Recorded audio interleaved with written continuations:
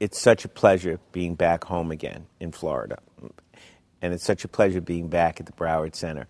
This, I don't know, is our third or fourth time, and every time we're here, I look forward to the next time. Thanks so much for coming.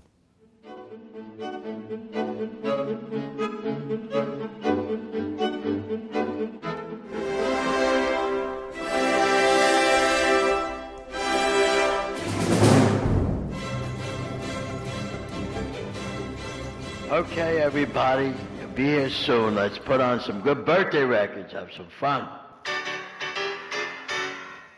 Put your left arm in, put your left arm in, left arm in. Hey, my name is Steve Solomon. I'm the starring creator of both My Mother's Italian, My Father's Jewish, and I'm in Therapy, and its sequel, the show here at the Broward Center, My Sister's and Only Child. And we're really happy to be back at the Broward Center with it. Everybody says the starring creator of, well, the chaos continues in my Sister's and Only Child with all the same crazy characters and funny people that we interact with, my parents. Mom, how are you? What? How are you? He's dead. Who's dead? Howard Hughes. And of course, don't forget my sister, the smoker, who can't finish a sentence without. My sister, the smoker. Hello? Yeah, I was a physics teacher for about 10 years. Then I became an assistant to the superintendent of schools on Long Island. And I realized that I couldn't take the bureaucracy. I hated it. I would go nuts.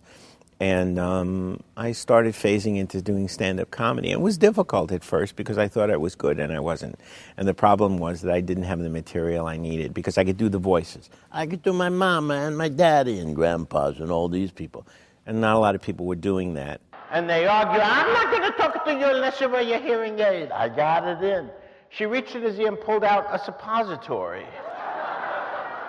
Where the hell did I put my hearing aid?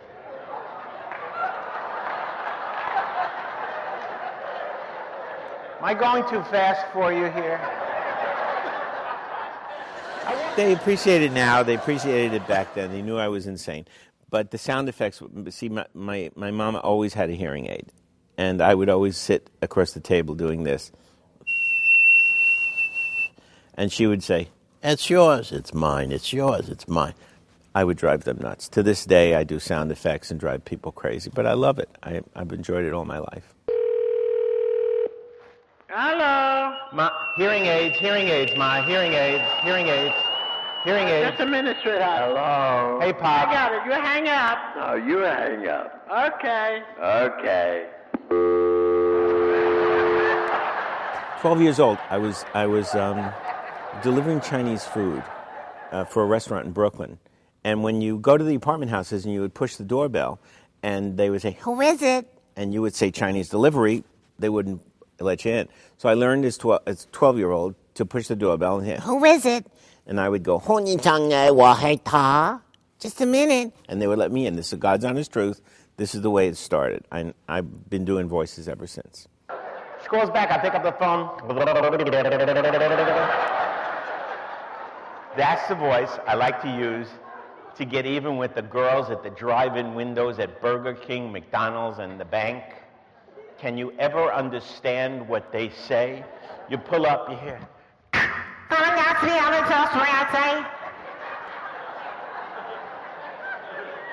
What?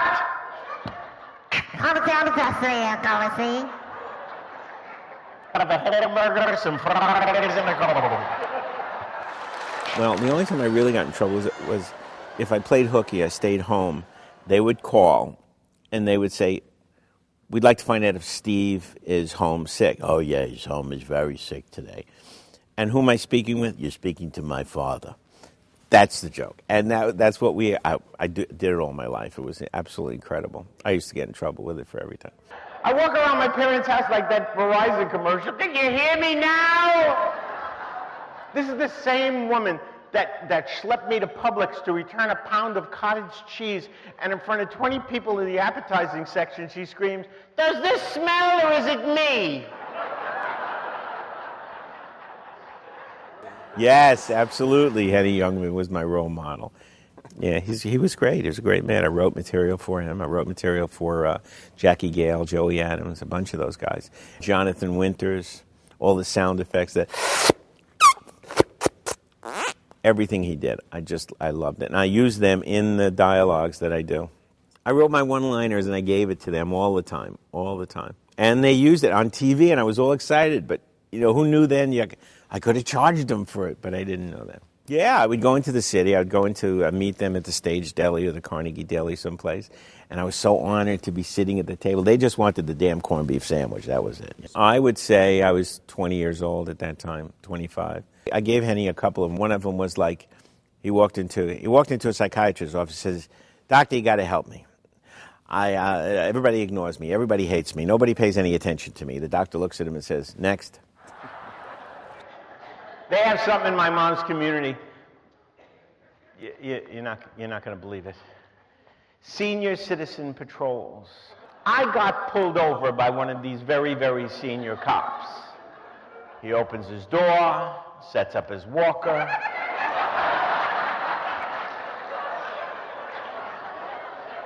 He comes over to me, "Do you know why I pulled you over?"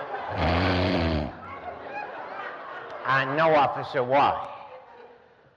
"I forgot." "Oh, yeah, we're looking for drugs." "What do you need, Metamucil, stool softeners?" "I have everything." Yeah, I love doing what I'm doing. I'm truly blessed. This is my third career, and it's never been better. My mother still drives. She doesn't really drive, she aims.